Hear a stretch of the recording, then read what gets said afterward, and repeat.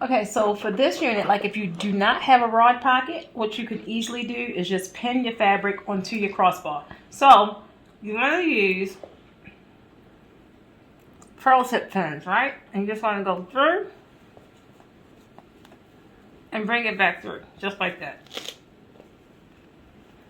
And I would suggest using, I'd say about one every between 5 to 8 inches is pretty good. Especially if it's fabric that you're not going to really bunch up like that, so you don't have those gaps. So just continuously pin it onto your crossbar all the way across. Like I said, about a good 4 to 5 inches. Anywhere between, honestly, 5 to 8 inches, you'll be perfectly fine. Because you're going to put layers in front of this, so it won't be seen or visible. So you don't have to worry about it looking perfect and all that good stuff. Just continuously pin. Then when you get to the end, that's it.